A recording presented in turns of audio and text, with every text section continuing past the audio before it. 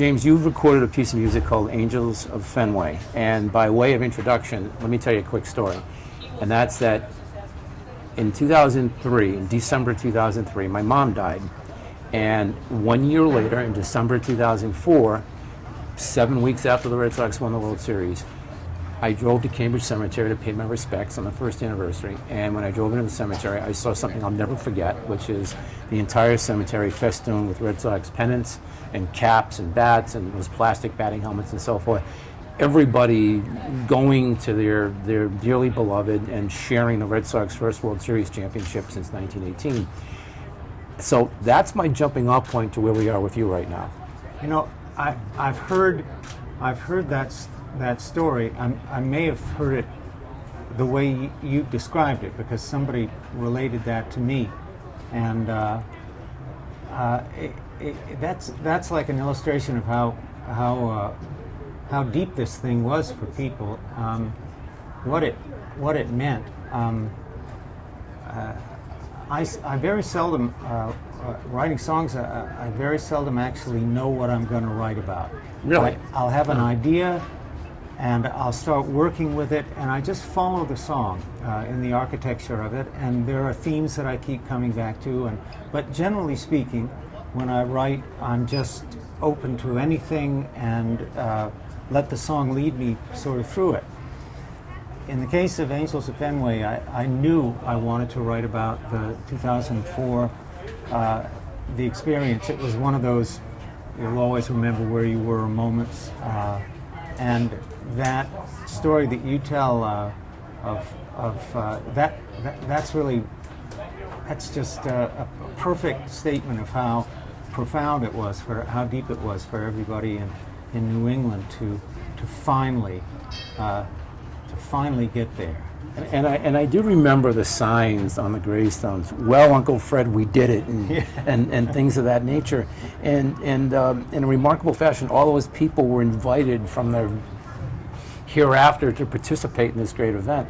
And I just find it fascinating that something like that, such a pivotal event in sports history, can give you inspiration to write a piece of music.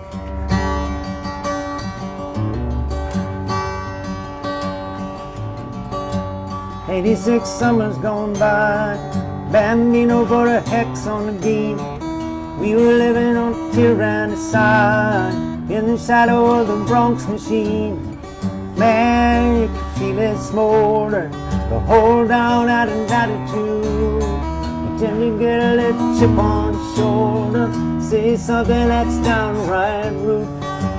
Oh, damn them Yankees, outspending everybody 2-1, picking up on the cream of the crop, stealing everyone's favorite son. Angels of Fenway, hear our prayer.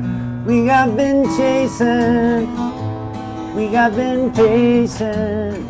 Grandmama was a Fenway fan. Even after Granddad died, I still remember her holding my hand, taking me along for the ride. She was born in 1918, last year that the Red Sox won. Back then when they sold the babe, something that they never should have ever have done. Hey, Nana, can I have another Coke? Here comes a hot dog man. Look at that, his bat just broke. Gee, that's got to kill his hand. Riding home on the green line, watching the town go by. Landon made another Red Sox fan till the day I died. That was back in '65. It doesn't seem like a long time ago.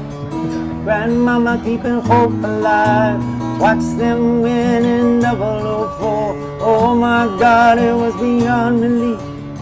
Down 3, needing 4 in a row, holding on by the skin of our teeth, like a hungry dog on a bone. Angels of Fenway, give them peace. They have been patient. Red Sox Nation, the whole world held its breath People got down on their knees, ready for the sudden death, and praying to heaven for hell to freeze. Nana watched from the hospital bed. She was there till the end of the race. I couldn't hear the last words she said, but she was lying there with a smile on her face. Just a little smile on her face. It doesn't feel like a long time ago.